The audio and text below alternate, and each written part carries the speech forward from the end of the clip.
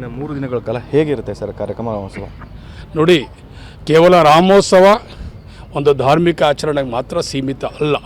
ಇದರ ಪ್ರಯುಕ್ತ ನಾವು ಅನೇಕ ಕಾರ್ಯಕ್ರಮಗಳನ್ನು ವಿಶೇಷವಾಗಿ ಯುವಕರಿಗೆ, ಯುವತಿಯರಿಗೆ, ನಮ್ಮ ತಾಯಂದಿರಿಗೆ, ಸಾರ್ವಜನಿಕರಿಗೆ ಯೋಗ ಇರ್ಬೋದು, ಮ್ಯಾರಥಾನ್ ಇರ್ಬೋದು, ಮಕ್ಕಳಿಗೆ ಪ್ರತಿಭಾ ಪುರಸ್ಕಾರ ಇರ್ಬೋದು, ಕೆಲವರು ಸಾಧಕರಿಗೆ ಸನ್ಮಾನ ಇರ್ಬೋದು, ಎಲ್ಲ ರೀತಿಯಾದಂಥ ಕ್ರೀಡೆಗಳು, ಸಾಂಸ್ಕೃತಿಕ ಕಾರ್ಯಕ್ರಮಗಳನ್ನು ನಾವು ಹಮ್ಮಿಕೊಂಡಿದ್ದೀವಿ. ಈಗ ನಾಳೆಯಿಂದ ಬಂದಂಥ ಎಲ್ರಿಗೂ ಕೂಡ ನಾವು ಗೌರವಿಸುವಂಥದ್ದು, ವಿಶೇಷವಾಗಿ ಮಕ್ಕಳು ಸುಮಾರು ಒಂದು 6,000 ಮಕ್ಕಳಿಗೆ ಅವರಲ್ಲಿರುವಂಥ ಪ್ರತಿಭೆಗಳನ್ನು ಹೊರಹಾಕಲಿಕ್ಕೆ ಒಂದು ವೇದಿಕೆ ಮಾಡಿದ್ದೀವಿ. ಏನು ಚಿತ್ರ ಬಿಡಿಸುವಂಥ ಕಾರ್ಯಕ್ರಮ. ನಮ್ಮ ಮಕ್ಕಳಿಗೆ ನಾವೆಲ್ಲರೂ ಕೂಡ ನಾವು ಅವರಲ್ಲಿ ಪ್ರತಿಭೆ ಇರೋದನ್ನು ನೋಡಬೇಕಲ್ಲ.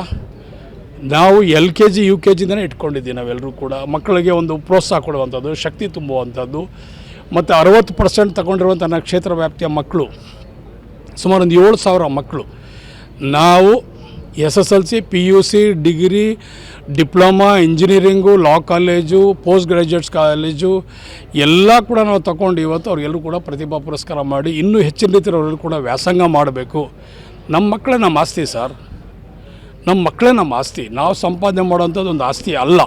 ಸೊ ಅದಕ್ಕೆ ಹೆಚ್ಚಿನ ರೀತಿಯಲ್ಲಿ ಅವರೆಲ್ಲರೂ ಕೂಡ ವ್ಯಾಸಂಗ ಮಾಡಲಿ ಅಂಥೇಳಿ ಒಂದು ಶಕ್ತಿ ಕೊಡುವಂಥ ಒಂದು ಕಾರ್ಯಕ್ರಮ. ಒಂದು ಮಾತು ಹೇಳಿದ್ರಿ ಸರ್, ಹಿಂದೂ ಸಮುದಾಯ ಉಳಿಬೇಕು, ರಾಮ ಇಲ್ಲಿಗೆ ಬಂದು ಹೋಗಿದ್ದ ಯುವ ಪೀಳಿಗೆಗೆ ತಿಳಿಸಬೇಕು ಅನ್ನೋಂಥದ್ದು.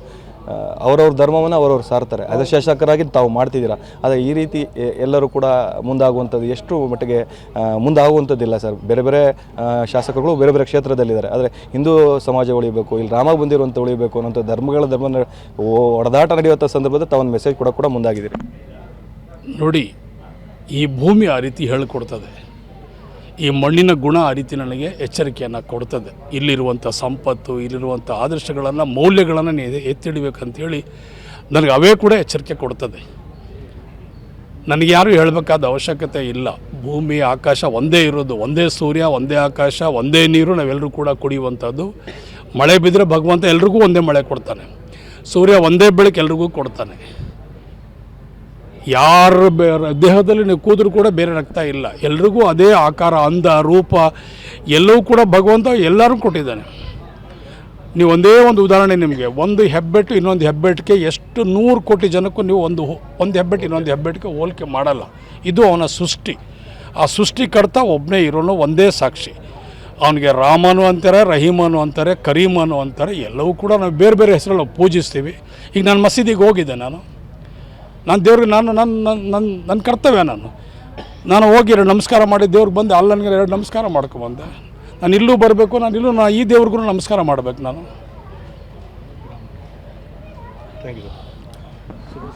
ಇದಿಷ್ಟು ಕೂಡ ಶಾಸಕರಾದಂಥ ಇಕ್ಬಾಲ್ ಹುಸೇನ್ ಅವರ ಮಾತು. ಕ್ಯಾಮ್ರಾ ಪರ್ಸನ್ ಸಂದೀಪ್ ಜೊತೆ ಪ್ರಶಾಂತ್, TV9 ರಾಮನಗರ.